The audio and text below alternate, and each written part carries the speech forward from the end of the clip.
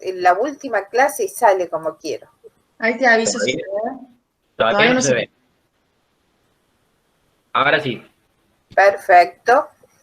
Vamos a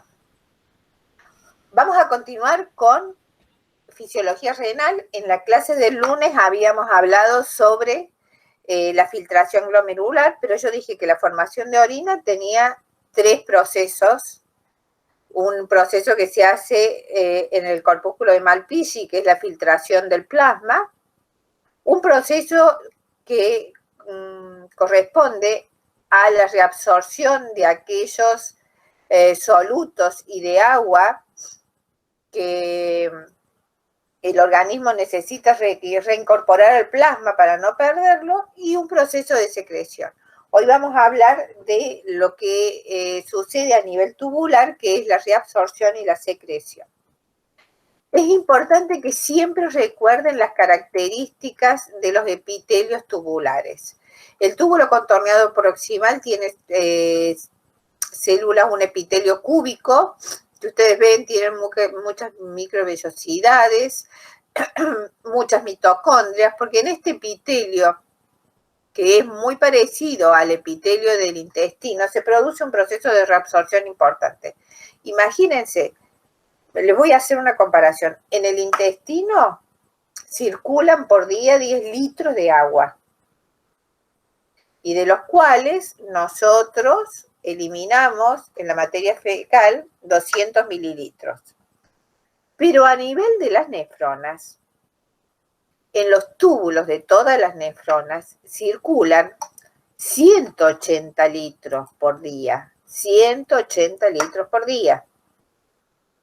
Y solamente orinamos por día 1,5 litros o 2. Entonces, el proceso de absorción de agua es muy importante, y no solamente de absorción de agua, porque nosotros filtramos la misma cantidad de glucosa que tiene el plasma, filtramos la misma cantidad de aminoácidos que tiene el plasma, filtramos la misma concentración de iones que tienen el plasma, porque ellos atraviesan fácilmente las ranuras de filtración. Por lo tanto, esta característica epitelial favorece mucho la reabsorción de sustancias. Luego del túbulo contorneado proximal tenemos el asa de Henle, que es la que penetra en la médula. A veces penetra un poco y otras veces penetra hasta la profundidad de la médula. Y el asa de Henle de la rama descendente tiene un epitelio plano con pocas vellosidades o sin vellosidades, y la rama ascendente tiene una parte fina, que es igual, y una parte gruesa, en que tiene un epitelio cúbico, también con muchas mitocondrias. Si ustedes se fijan, hay muchas mitocondrias, salvo en el túbulo colector. En el túbulo distal, perdón, hay un epitelio también cúbico sin microvellosidades. Yo me olvidé de decirle esto. Miren estos orificios que tienen el proximal, son canales que facilitan la reabsorción. Y el túbulo colector tiene un epitelio cúbico con menos cantidad de mitocondrias. También recuerden la ubicación de cada una de las porciones que tiene el sistema tubular de la nefrona. La reabsorción tubular se puede hacer a través de 2 vías. Una vía que es atravesando la célula, es decir, la sustancia se reabsorbe en la membrana apical de las células epiteliales del túbulo, atraviesan la célula y salen por la membrana basal o por la membrana lateral. Esa es la vía transcelular.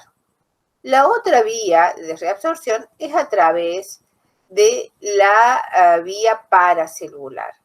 Entre las células epiteliales hay uniones estrechas. Estas uniones estrechas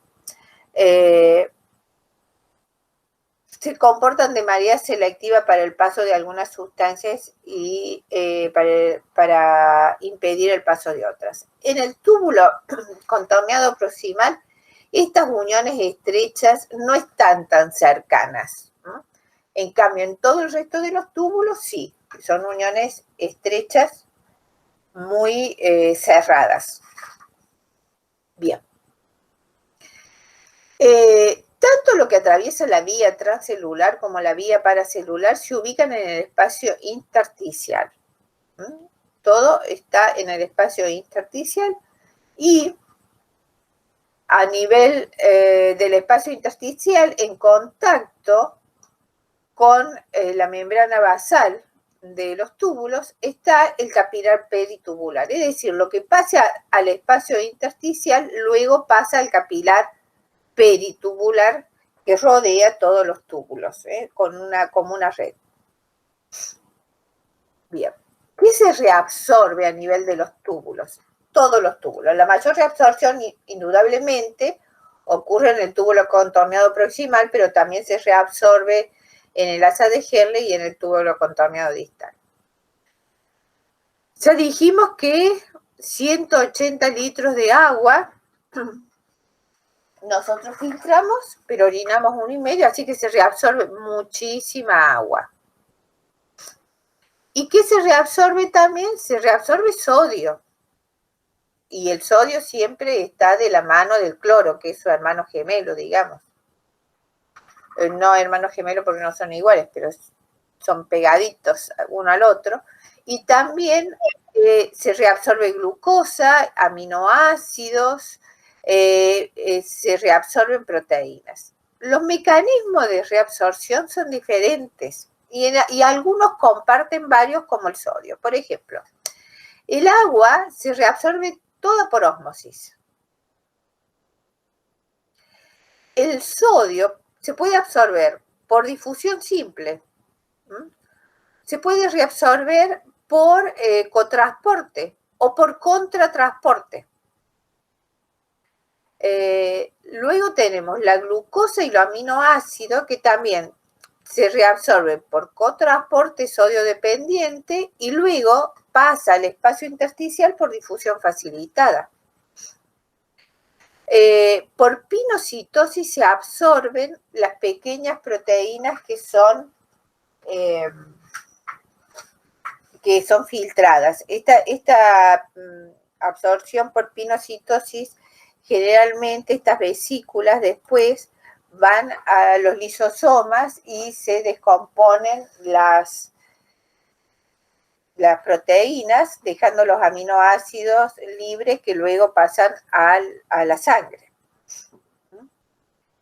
Y la bomba de sodio y potasio tiene una característica especial a nivel de la membrana tubular. En la membrana tubular, en las células tubulares, se ubica en la membrana vasolateral. La bomba de sodio y potasio está siempre en la membrana vasolateral de las células tubulares. Es decir, solamente va a actuar entre la célula y el intersticio, no entre la célula y la luz tubular. Cuando nosotros utilizamos transportadores, es decir, cuando utilizamos difusión facilitada, cotransporte, contratransporte, estamos utilizando un transportador específico. Recuerden las primeras clases. Estamos utilizando un transportador y los transportadores son específicos. Y si nosotros tenemos un transportador específico, como decir, tenemos para transitar la glucosa solamente se va a subir a una línea de colectivo, el aminoácido a otra línea de colectivo y el ácido láctico en otra línea de colectivo y por ejemplo, el fosfato en otra línea de colectivo. Si son específicos, no puede la glucosa ser transportada por un transportador de aminoácidos. Por lo tanto, como el número es limitado, el transporte es limitado. Y eso obliga a una saturación. Y hay algunos transportadores que se comportan como competencia. Por ejemplo, que utilizan el mismo transportador en algunos aminoácidos. Generalmente son aminoácidos, hay transportadores específicos para aminoácidos básicos y otros para aminoácidos ácidos. Pero pueden haber competencia entre ellos. Bien. Y esto es lo que decía. Si yo tengo muchas moléculas para un solo transportador, el transportador llega un momento que no puede transportar todas las moléculas y entonces se satura. Y esto es el caso típico de la glucosa. Nosotros, si tenemos una glucemia normal, el transportador de glucosa es totalmente competente y reabsorbe toda la glucosa. Pero si mi glucemia aumenta porque soy diabético y sobrepasa los 200 miligramos, el normal, recuerde que es entre 70 y 100 miligramos. Si sobrepasa los 200 miligramos, a nivel del túbulo no puede reabsorber toda la glucosa que es filtrada porque se saturaron los transportadores y por lo tanto esa glucosa continúa su trayecto y es eliminada en orina porque los transportadores de glucosa solamente están en el túbulo contorneado proximal. Cuando se satura eso, no pueden transportarse más. Eso se llama transporte máximo de una molécula.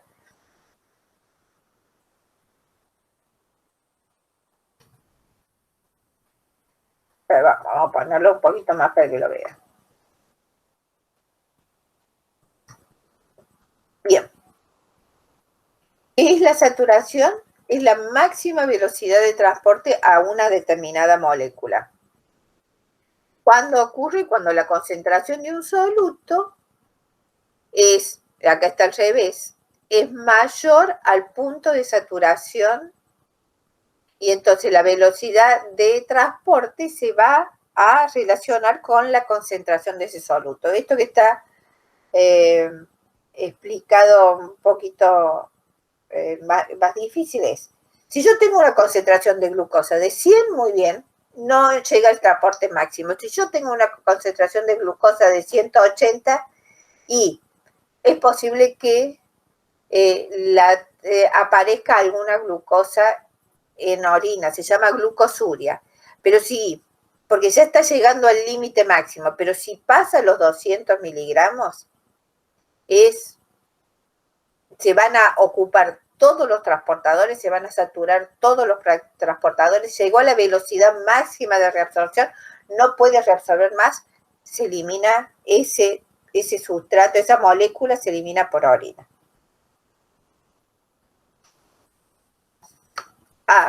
Ahora cuando la concentración de un soluto es menor al punto de saturación, la velocidad de transporte se relaciona con la concentración. No la estaba leyendo. Es decir, si yo tengo 100, hay una velocidad, si yo tengo 70 hay otra velocidad, si yo tengo 120, pero no están saturados. Cuando la concentración de soluto es igual o mayor a la saturación, se produce la velocidad máxima y el transporte máximo. A veces escribo las diapositivas. Cuando la concentración de glucosa llega al transporte máximo, eso se llama umbral renal de la glucosa. Umbral renal de la glucosa lo van a ver en los libros, se llega con una concentración de glucosa de alrededor de 200 miligramos, decilitros, y la tasa máxima, porque tiene que ver con la cantidad de transportadores 380, ese es el umbral renal de la glucosa. Bien.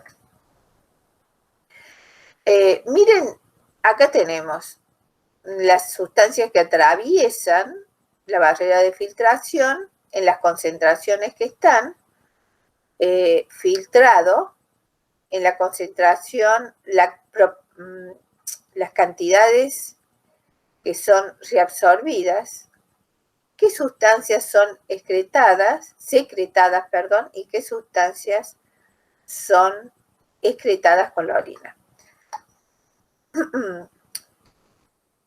Acá están 1000 equivalentes. El sodio es filtrado 26.000 equivalentes y se reabsorbe el 99.4%. No le voy a dar todas las cifras. El potasio se reabsorbe un 23.3% y puede ser excretado una cantidad mayor porque hay una secreción producida por la aldosterona. El cloro, el bicarbonato, se reabsorbe un 100%. Un 100%. La urea, el 50%, alrededor del 50%, porque es reabsorbida y también es secretada. La creatinina no sufre ni reabsorción ni es secretada, por lo tanto, la cantidad que aparece en orina es prácticamente la misma cantidad de filtrado y esto se utiliza como una prueba funcional del filtrado glomerular. Se mide la creatinina en sangre y se mide la creatinina en orina. Ahora ya hay un cálculo que se hace midiendo solamente la creatinina en sangre y es aproximado y después si es necesario se hace un estudio más complejo. El ácido úrico tiene una reabsorción, a pesar de que es una sustancia de excreción, tiene una reabsorción importante. La glucosa el 100%, los aminoácidos el 100%, y el agua el 99.4, 99.5%. O 99, depende de la cantidad. Bien. El sodio, que ustedes vieron que se reabsorbe en un 99%, se reabsorbe a nivel del túbulo contorneado proximal. En la rama ascendente del asa de Henle se reabsorbe también en el distal y una pequeña parte a nivel del túbulo colector. Y acá ven todos los mecanismos por el cual se reabsorbe. Por el cotransporte sodio-glucosa, porque el cotransporte sodio-fosfato, por el cotransporte sodio-aminoácido, por el cotransporte sodio-lactato, por el contratransportador o intercambiador sodio-hidrogeniones. Y acá hay un intercambiador cloro-base que arrastra consigo sodio por difusión. Después, el asa ascendente el asa de Henle, la parte ascendente, tiene un transportador de sodio, potasio, 2 cloros y también el intercambiador de sodio hidrogeniones. Y a nivel del túbulo contorneado distal, hay un cotransportador sodio-cloro. Y por último, en la parte final del túbulo distal, que se llama túbulo de conexión, y el túbulo colector, por acción de la aldosterona, aumentan los transportadores epiteliales del sodio y por eso captan más sodio, por acción de la aldosterona.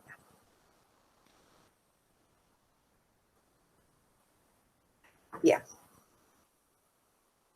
Entonces, la reabsorción de sodio se puede hacer por vía transcelular, por todos los cotransportadores que hemos visto, pero también hay una reabsorción de sodio por vía paracelular.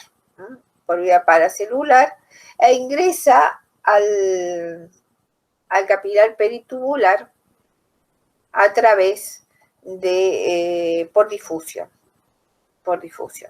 El sodio que ingresa a la célula por todos los cotransportadores que hemos nombrado o contratransportadores es rápidamente sacado de la célula por la bomba de sodio y potasio y expulsado a la membrana, al espacio intercelular por la membrana lateral o por la membrana basal al líquido intersticial.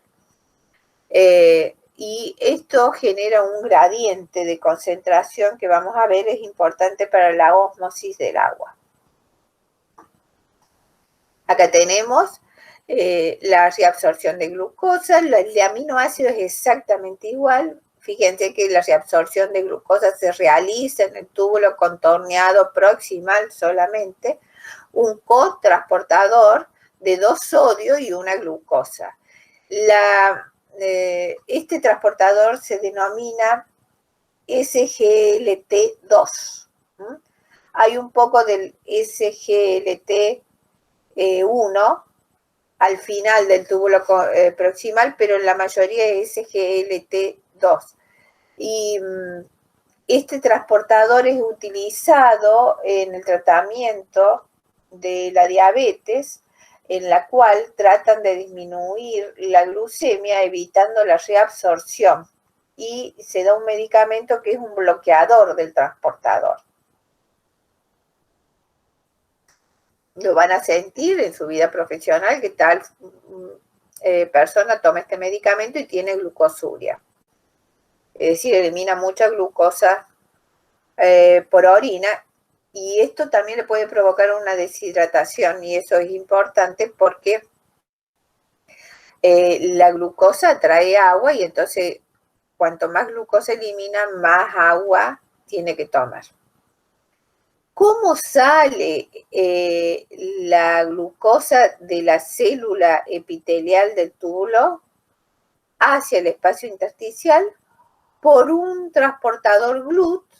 El GLUT1 o el GLUT2 permite por difusión facilitada que salga la glucosa y entre al capilar también por difusión. Y esto grábenlo, hay 3 células que tienen la capacidad de que una vez que ingrese la glucosa, poder sacarla de la célula y volcarla al líquido intersticial, que son las células epiteliales del intestino delgado, las células hepáticas y las células epiteliales del túbulo contorneado distal. Proximal. Del túbulo contorneado proximal distal, por favor, olvídenlo. ¿Por qué? Porque estas células tienen una desfosforilasa. La glucosa apenas entra a la célula fosforilada. Y si estas células tienen una desfosforilasa, puede desfosforilar la glucosa y la glucosa solamente atraviesa la membrana si está desfosforilada. Y atraviesa por difusión facilitada porque hay una mayor concentración de glucosa dentro de la célula que en el líquido intersticial. Bien. El sodio puede ser también reabsorbido expulsando hidrogeniones. El sodio ingresa a la célula y expulsa hidrogeniones al líquido tubular. Y esto es un mecanismo importante para que el organismo elimine hidrogeniones y evite la acidez. En realidad es como un reciclado y yo se lo voy a mostrar acá. Este hidrogenión se une al bicarbonato, el bicarbonato forma ácido carbónico y el ácido carbónico se disocia en agua y dióxido de carbono. El dióxido de carbono ingresa a la célula, vuelve a formar ácido carbónico y forma bicarbonato y el bicarbonato sale de la célula por difusión y entra al capilar. En realidad, Este hidrogenión sirve a la función simplemente de poder reabsorber bicarbonato, porque el bicarbonato está en la luz tubular y es reabsorbido y entra al capilar. Por un mecanismo indirecto, porque no es que yo ingrese el bicarbonato a la célula y salga, no, lo transforma en ácido carbónico, dióxido de carbono, nuevamente ácido carbónico y finalmente, ¡ay, se me fue!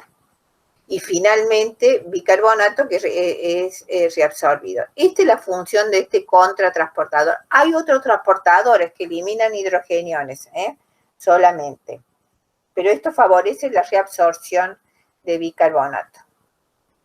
Bien. ¿Cómo se reabsorbe el agua? Y el agua se reabsorbe por ósmosis. Se puede reabsorber a través de las uniones estrechas, porque acá se empieza a acumular glucosa, sodio, cloro, bicarbonato. Entonces el agua entra por ósmosis, pero también entra por ósmosis a través de la vía transcelular, porque la reabsorción de todos estos solutos también arrastra agua. Y este es el mecanismo de reabsorción más importante. Ahora, esta agua que ingresa arrastrada por los solutos, hay algunos solutos que no tienen transportadores específicos, como es el cloro, el potasio, el calcio, el magnesio, la urea. Entonces, estos solutos empiezan a concentrarse un poco más porque se reabsorbe agua y entonces entran por difusión a través de la vía paracelular o a través de la vía transcelular, salen de la célula y después entran al capilar peritubular. Entonces, recuerden, concretando, el sodio es utilizado como fuente motriz para el ingreso de otras moléculas en los cotransportadores o en los contratransportadores. Este aumento del sodio a nivel del líquido intersticial y del líquido que hay entre las dos células producen un efecto de ósmosis, ingresa agua y los otros electrolitos o la urea atraviesan por difusión justamente porque hay un aumento de concentración y esto facilita la difusión a través de la vía transcelular o de la vía paracelular. Acá lo tienen ejemplificado. El sodio se reabsorbe mediante transporte activo secundario. Es activo secundario porque después lo saca la bomba de sodio y potasio. El gradiente electroquímico produce la reabsorción de algunos aniones, como por ejemplo el cloro, y el agua se mueve por ósmosis y la concentración de los otros solutos aumenta a nivel de la luz tubular y esto favorece que estos solutos se reabsorban por difusión.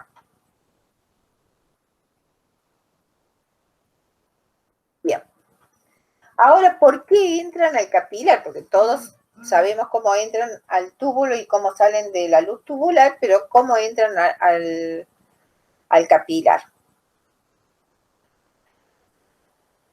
Si ustedes se acuerdan, yo en la clase anterior les señalé y les enfaticé que los capilares glomerulares estaban entre dos arterias. Y estas dos arterias originaban que en el capilar glomerular tenga una presión hidrostática alta. Y además enfaticé que las proteínas plasmáticas no pueden atravesar la membrana de filtración y por lo tanto aumenta su concentración a nivel del plasma cuando salen por la arteria eferente. Esta arteria eferente va a formar los capilares peritubulares, los capilares que rodean el túbulo. Y entonces yo voy a tener en esos capilares una presión hidrostática más baja que la normalmente tengo, porque se capilarizó y después volvió a formar una arteria. Ahora tengo una presión hidrostática más baja con una presión clorosmótica alta. Y entonces el flujo de masa se va a dirigir hacia la reabsorción y no hacia la filtración. Esto favorece mucho que todos los solutos que fueron reabsorbidos entren a los capilares. Hay un flujo de masa neto de reabsorción. Además, esto es un extra, tienen una mayor velocidad de circulación a nivel de los capilares peritubulares, por lo tanto, esto facilita mucho más la reabsorción. Pasamos del túbulo contorneado proximal y vamos al asa de Henle. El asa de Henle tiene una estructura muy particular y algunos nefronas tienen asas de Henle muy profundas que penetran hasta lo más profundo de la médula. En el asa de Henle se va a reabsorber un 15% del agua, el 60% ya se reabsorbió a nivel del túbulo proximal. Este 15% del agua solamente se reabsorbe en la rama descendente, porque la rama ascendente es impermeable al agua, no puede salir del agua. Pero sí, a nivel de la rama ascendente tenemos un transportador que transporta 3 iones, sodio, potasio y 2 cloro. Este cotransportador, se llama así, sodio, potasio, 2 cloro, solamente está ubicado en la rama ascendente y va a permitir la reabsorción de estos iones. Esto hace que aumente la reabsorción de cloro a un 35% y entre un 20 y 30% la reabsorción de sodio y de potasio. También este transportador puede, en vez de reabsorber potasio, reabsorbe calcio. Entonces, puede reabsorber el sodio o puede reabsorber el calcio. Y hay un transporte de un 10 a un 20% de bicarbonato con el mecanismo que les dije anteriormente, que es con el dióxido de carbono formado del ácido carbónico en el túbulo contorneado proximal. Bueno, esto es muy importante y presten atención. Lo que vemos en amarillo es el asa de Henle en una nefrona justa medular, o sea, esa nefrona que el asa de Henle es mucho más profunda y llega hasta la parte más interna de la médula. Y lo que ustedes ven en rojo o rosa es los vasos rectos que acompañan a esta asa de Henle en todo su trayecto.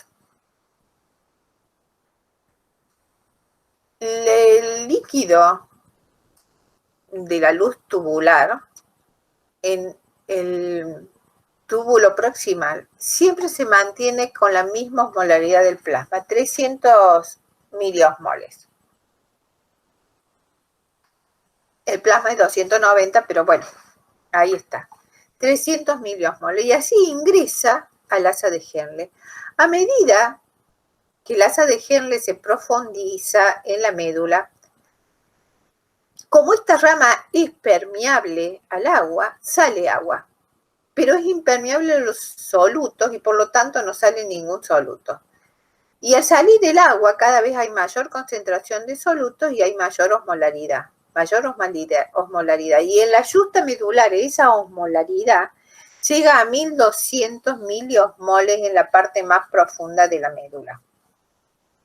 En las otras nefronas, que el asa de Henle no es tan profunda, en las no justamedulares llega a 600, pero en las justamedulares llega a 1200 miliosmoles.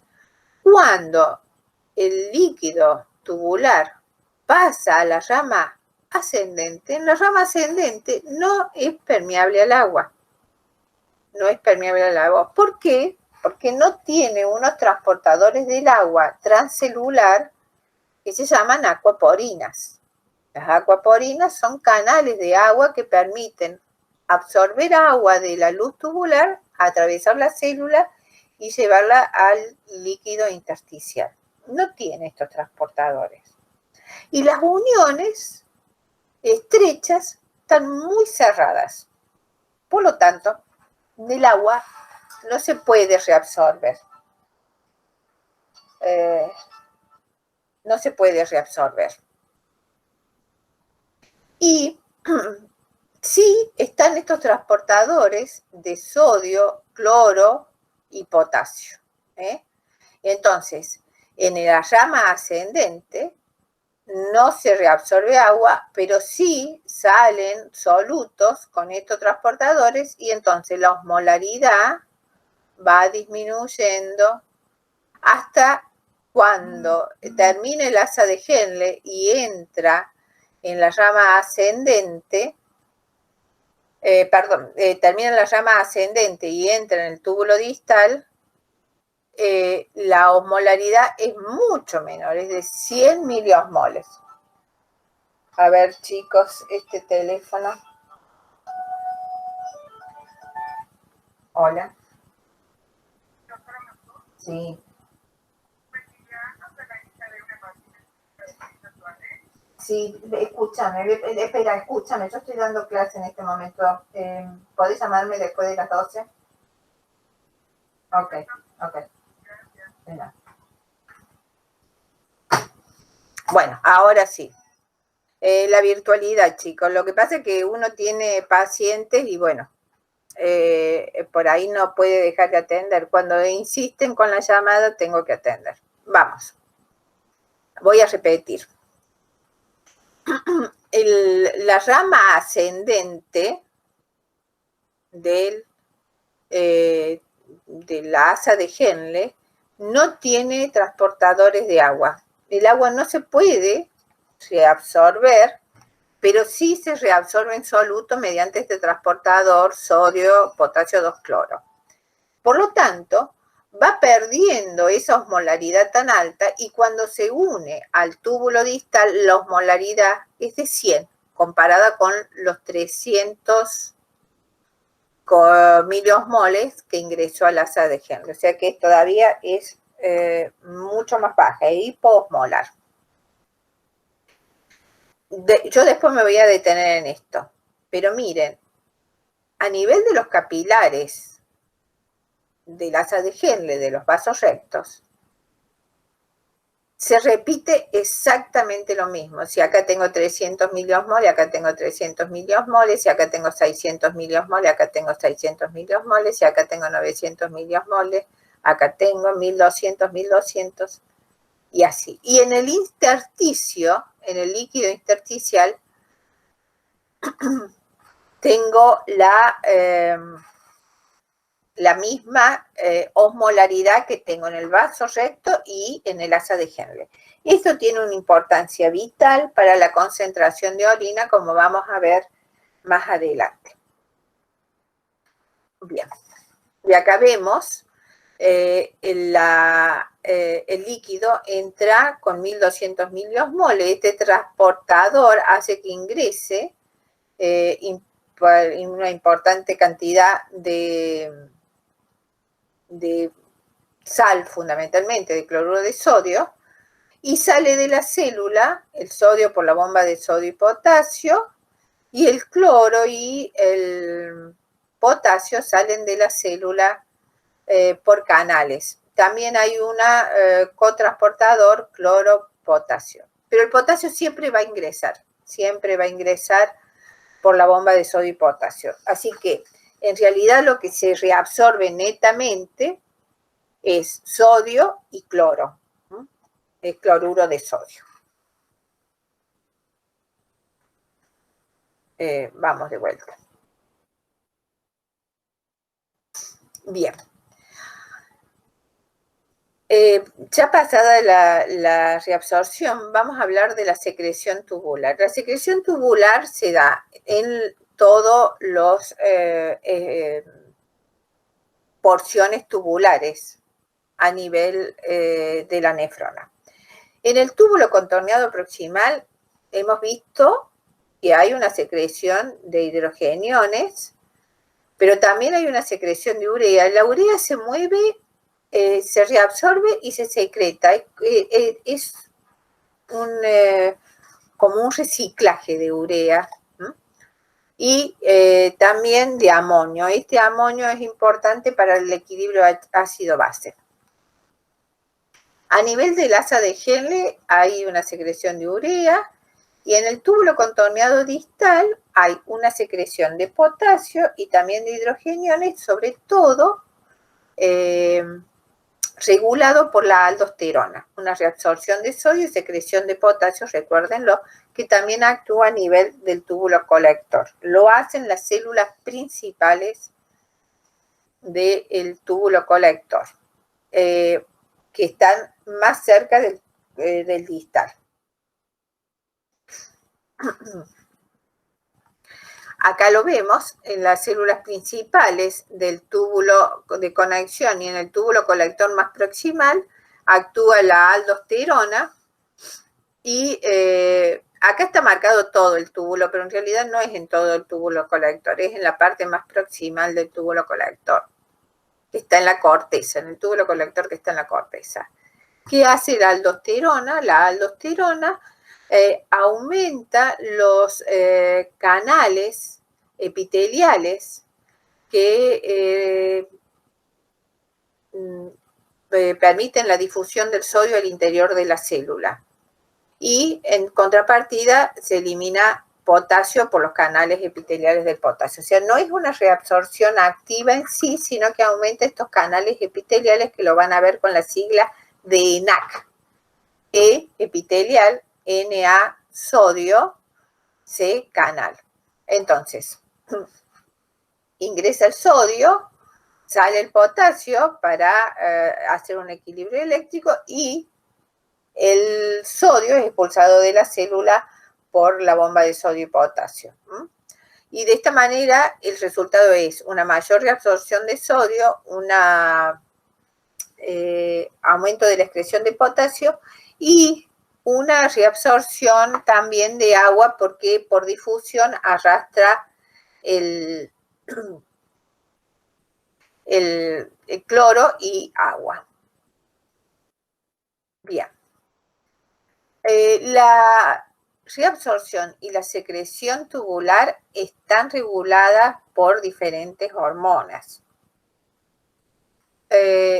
que ya la hemos nombrado cuando hablamos de filtración, la angiotensina 2, la aldosterona, la hormona antidiurética y el péptido natriurético atrial. Veamos.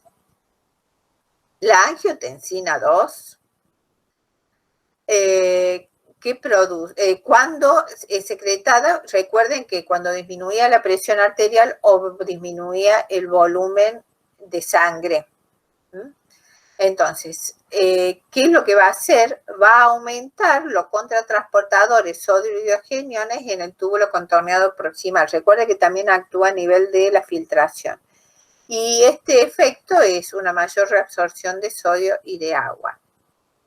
La aldosterona, el estímulo es un aumento de la angiotensina 2 o un aumento de la concentración de potasio, que produce, aumenta los canales epiteliales del túbulo contorneado distal y del túbulo colector y aumenta la actividad de la bomba de sodio y potasio para sacar el sodio de la célula y esto produce una mayor reabsorción de sodio y de agua y un aumento de la excreción de potasio. La hormona antidiurética actúa a nivel del túbulo colector.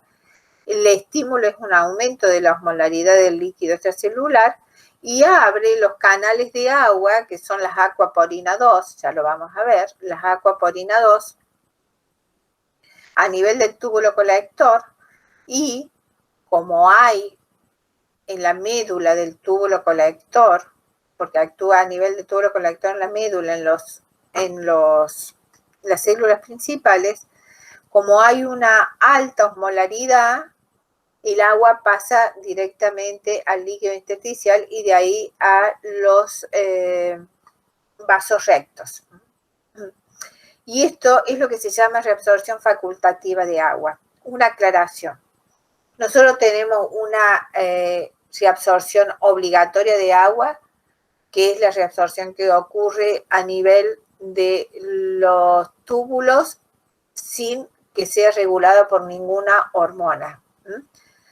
Y una reabsorción facultativa que está regulada por la antidiurética, que hace que la orina sea más concentrada. Si yo no tengo antidiurética, no secreto una mayor cantidad de antidiurética porque siempre tengo un basal, yo tengo orino con 100 miliosmoles, la osmolaridad es de 100 miliosmoles. Es una orina diluida, muy clara, y ustedes lo saben porque si se sientan a estudiar con un mate y en una hora vacían un termo de un litro, bueno, van a ir a hacer pis, van a orinar, claro, casi transparente, y varias veces. Bueno, ¿por qué? Porque disminuyó la osmolaridad del líquido extracelular, no hay una secreción neta de antidiurética y por lo tanto no está esta reabsorción facultativa. No orinan 180 litros, no. Orinan en vez de 1,5 litros, 2 litros, 3, 4, el exceso de agua que se han tomado. Y en cambio, si ustedes tomaron agua por última vez a las 10 de la noche, a la mañana cuando se levantan, la orina tiene un color mucho más oscuro y eso se debe a la reabsorción facultativa de agua que hizo que se concentraran los solutos. Y si yo midiera la densidad de esa agua, tendría de esa orina, tendría una densidad de 1200 miliosmoles. Bien, el péptido natriurético atrial tiene el efecto totalmente contrario, es decir, me hace orinar más. ¿Cuándo sucede eso? Cuando hay un aumento del volumen sanguíneo, entonces esto produce un estiramiento de la pared de la aurícula derecha y entonces hay una disminución de la reabsorción de sodio en los túbulos. Al disminuir la reabsorción de sodio, disminuye la reabsorción de agua y esto hace que haya más sodio a nivel de la orina. Hay una excreción mayor de sodio, eso se llama natriuresis, y se orina más. Eso se llama diuresis, la mayor cantidad de orina. Por eso los remedios que te hacen orinar más son los diuréticos. Habíamos hablado de la orina concentrada y la orina diluida. La orina diluida es sin acción importante de la hormona antidiurética y la concentrada es un efecto de la antidiurética. Quiero decirle unas cosas, sí, ya le dije, siempre hay una secreción basal.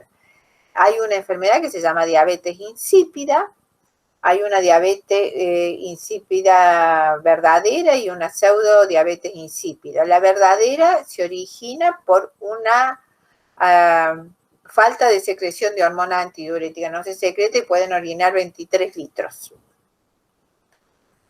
Y hay una pseudo diabetes insípida que es por una disminución de los receptores de la hormona antidiurética a nivel de los túbulos colectores. Ambos van a hacer que uno orine más. Bien. Esta orina concentrada es por la hormona antidiurética. La hormona antidiurética, ¿qué hace? Aumenta los canales de agua a nivel del túbulo colector que está ubicado en la médula y el agua sale de la luz tubular e ingresa a los capilares. ¿Por qué?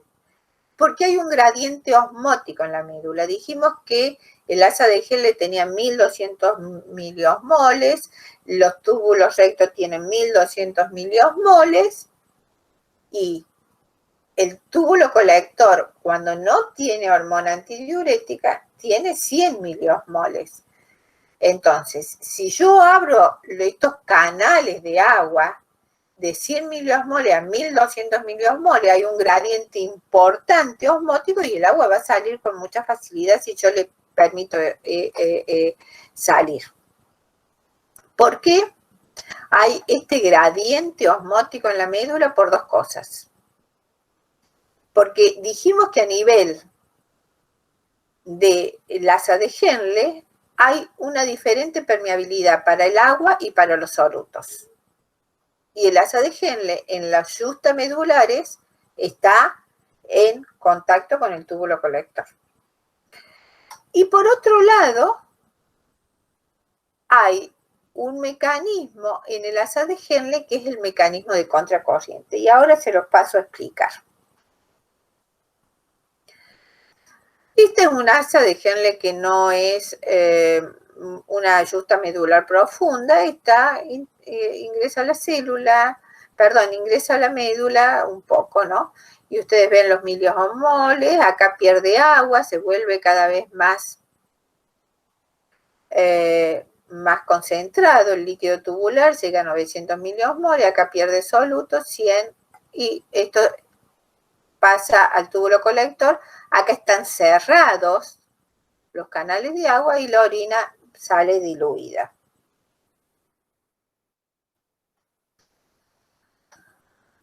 Miren acá, esta es una yusta medular. Acá tenemos la nefrona, acá tenemos el túbulo colector y acá tenemos los vasos rectos, que están representados de esta manera, pero rodean toda el asa de Henle y el túbulo colector. El mecanismo por el cual puedo concentrar la orina es esta alta osmolaridad a nivel de la médula. ¿Cómo se consigue? Sale agua, acá sale solutos, entonces yo acá tengo una alta concentración. Pero esto tiene que pasar a los capilares. Y les voy a pasar la otra diapositiva, porque acá lo que me está mostrando es que en los capilares pasa exactamente lo mismo. Después vuelvo a esta. Bueno.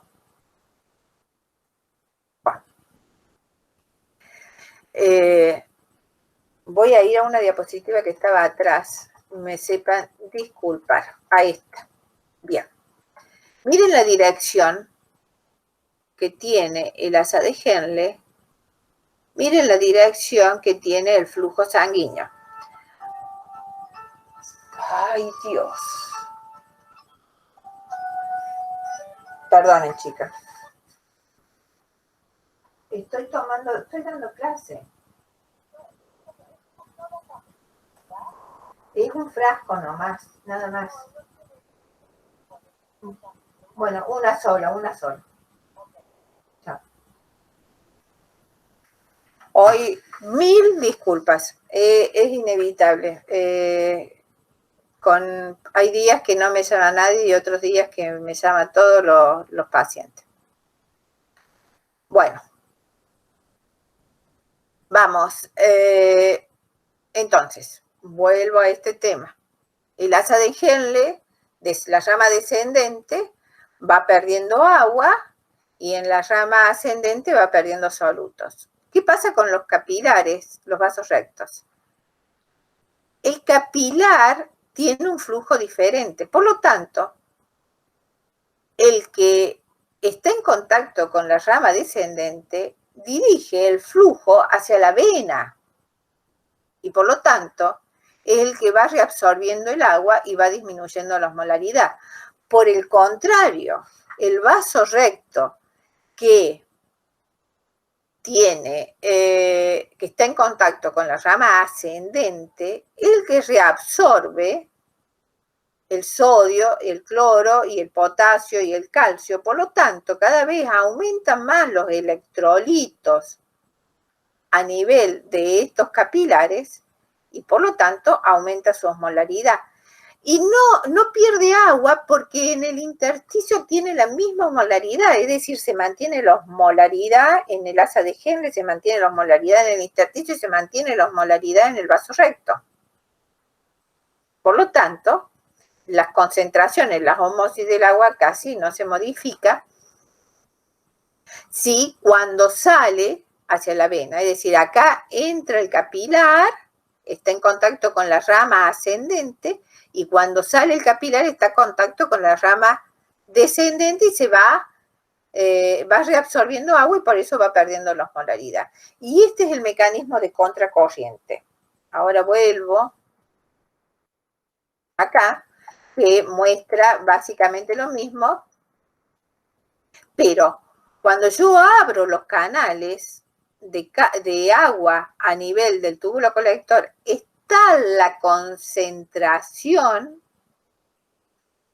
de solutos a nivel de la médula, que el agua es rápidamente reabsorbida y pasa a los vasos rectos, que este es el otro mecanismo que ustedes veían, que el agua pasaba y pasa hacia la vena, no pasa hacia el vaso recto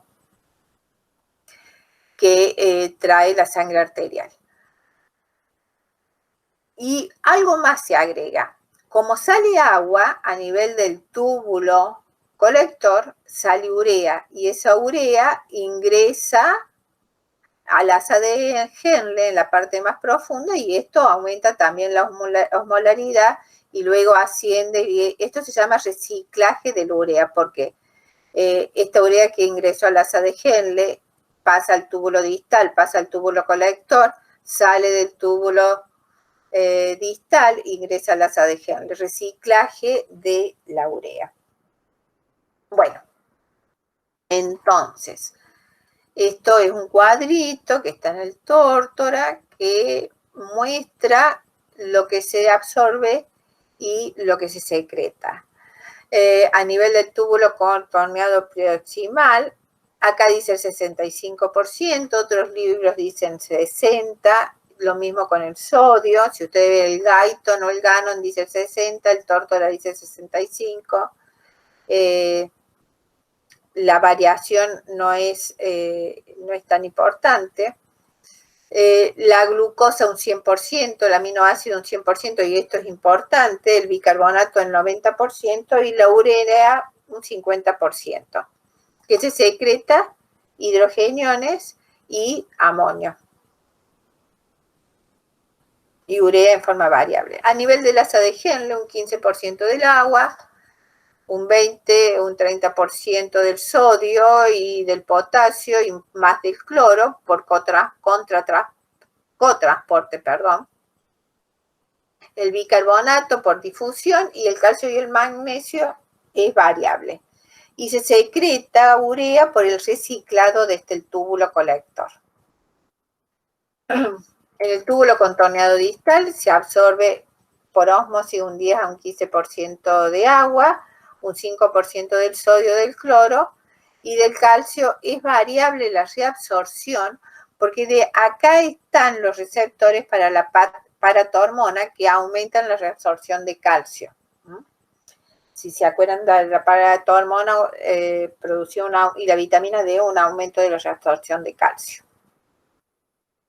Y en los túbulos colectores tenemos las células principales y las intercalares. Las principales también están en la última porción del túbulo distal. ¿Qué se reabsorbe? Se reabsorbe agua por la hormona antidiurética, se reabsorbe sodio del 1 al 4%, también dependiendo de la aldosterona, y la urea se produce reciclado, que se secreta potasio de acuerdo a la aldosterona. Hay algo que ya no les dije, nosotros no podemos regular la cantidad de potasio que comemos con los alimentos. Los vegetales tienen mucho potasio y el potasio se tiene que mantener en determinado límite. Por eso, la regulación del potasio depende de la secreción de potasio. Y la secreción de potasio es regulada por la aldosterona. Y cuando ustedes sean nutricionistas, licenciados en nutrición, ustedes van a tener pacientes con insuficiencia renal, es decir, que esta nefrona dejó de funcionar y por lo tanto no puedo regular la secreción de potasio y entonces tengo que regular la ingesta de potasio. Era importante que se lo aclarara. Y la secreción de antidiurética va a permitir la reabsorción facultativa de agua y la concentración de solutos a nivel de la orina.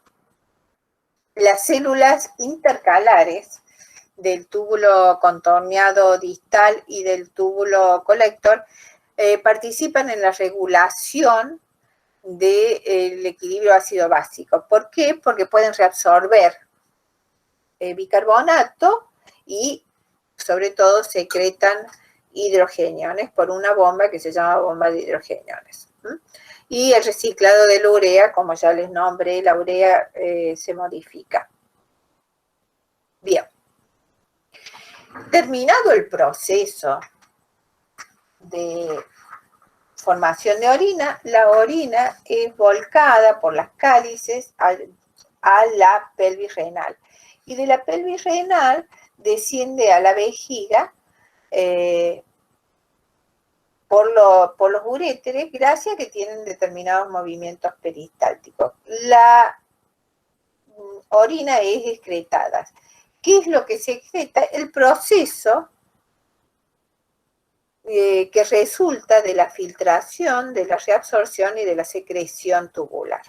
La orina es almacenada a nivel de la vejiga y cuando la orina llega a un límite donde se produce un estiramiento de la pared, este estiramiento de la pared produce la estimulación de unos receptores de estiramiento que van a ir a la médula lumbar y sacra, donde se ubican los centros, las neuronas que van a regular la micción. ¿Qué hacen a nivel lumbar fundamentalmente, donde están los núcleos parasimpáticos? Van a, cuando se estimulan estos receptores de estiramiento, van a producir un estímulo para la contracción de las paredes de la vejiga, sobre todo el músculo detrusor, y una relajación del esfínter uretral interno. Entonces, lo que sucede es que hay una presión para la emisión de la orina y antes de sentir esta presión, que es el deseo de orinar, nosotros podemos percibir una sensación de vejiga llena. Ahora, ¿cómo se produce la micción? Estos centros medulares, además de estimular el parasimpático para la contracción del músculo detrusor de la orina y la relajación del esfínter interno, produce una estimulación a nivel de las neuronas motoras de la médula sacra, las neuronas motoras de la médula sacra, para que se produzca una relajación del esfínter externo. Esa relajación es voluntaria, o sea, nosotros tenemos el estímulo que nos pide que emitamos orina, nos pide la micción y nosotros podemos contraer más o relajar el esfínter, cosa que hemos aprendido durante la infancia. Hasta un cierto punto, por supuesto, si no ya llega a ser este llenado de la vejiga doloroso. Bueno, chicos, esto es la última clase. Terminamos con el tema de renal. ¿Cómo era que terminaba con esta presentación? Vamos a ir acá. De compartir. Sí, sí, acá.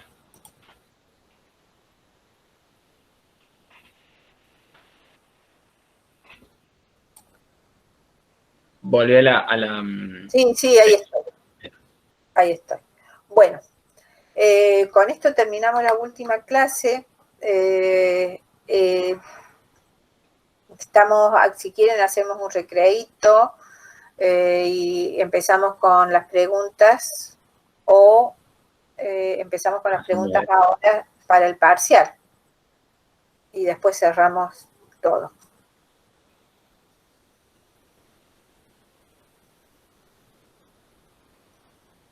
Preguntas. Sigamos, profe. Ustedes han ido contestando, ya veo. Sí. Sigamos. Sí, primero debería, preguntas me parece para cerrar, si hay alguna otra pregunta del tema, de lo que se vio hoy, y después pasamos a preguntas del... Profe, en el PDF, fisiología renal, está todo lo que se dio hoy. Sí, ahí está todo junto, lo que se dio el lunes y lo que se dio hoy. Todo. Profe, una pregunta. Sí. ¿Cuáles son las células que habías nombrado, que eran 3, que tenían la de fosforilasa? El epitelio, razónalo, y te vas a acordar. El epitelio intestinal que absorbe glucosa y la tiene que botar a la sangre porque es nuestro combustible. El hepatocito, porque la almacena como glucógeno y cuando se produce la glucogenólisis la tiene que volcar a la sangre, o la neoglucogenogénesis la volca a la sangre. Y el túbulo renal que la reabsorbe, pero la tiene que volver al peritubular, son las 3 que tienen la fosforilasa. Sí, por eso el músculo nunca la libera y ningún otro tejido libera glucosa si no la consume o la almacena propiamente. Eso es importante porque después cuando vean desnutrición y todos los procesos, van a ver que estos órganos son los principales implicados en proveer alguna fuente de energía para el resto del organismo. Bien, Martina dijo, por eso el músculo nunca lo libera. Bien. ¿Qué otra duda tienen de este tema para saber si cerramos o no?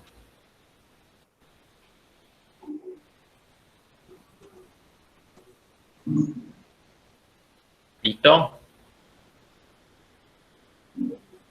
¿Sería la glucosa 6-fosfatasa? Sí. La glucosa 6-fosfatasa es la que le suma el fosfato. Esta es una desfosforilasa. Claro, desfosforilasa o quinasa, sí, aparecen como las dos formas. Desfosforilasa. No lo terminaste de entender. Sí. Lo de la urea. Bien, la urea es un producto de desecho, pero de lo filtrado no se elimina al 100%, porque la urea atraviesa fácilmente el epitelio tubular. Ingresa y sale del epitelio tubular. Por lo tanto, si el agua favorece la reabsorción, ingresa urea. Si el agua le favorece la secreción, sale urea. En la médula, esa urea se recicla. Cuando el agua sale del túbulo colector, como tiene al lado el asa de Henle, ingresa al asa de Henle. Y después cuando vuelve al túbulo colector, vuelve a salir. Entonces, por eso se llama el reciclaje de la urea. Lo neto que se excreta de urea es alrededor del 50%. Va la sangre o vuelve al túbulo. Hay una parte que va a la sangre y va al túbulo. Por eso van a ver ustedes que cuando hay alguna ingesta que genera un aumento en la producción de urea, por ejemplo, dietas ricas en proteínas, por este reciclado y que no se excreta, digamos, en la cantidad por ahí suficiente, puede ser que esa urea se acumule en sangre y aparecen algunas enfermedades, como puede ser o algún cálculo renal o la famosa gota, que se llama, que es acumulación en capilares extremos, sobre todo en los miembros inferiores, hay una acumulación de cristales de urea que generan, bueno, una sintomatología clásica. Eso es importante también que sepan después en cuanto a la recomendación de ingesta de proteínas o de alimentos que producen urea como desecho metabólico. Y ustedes cuando midan el nitrógeno urinario van a medir parte de su urea, ¿eh?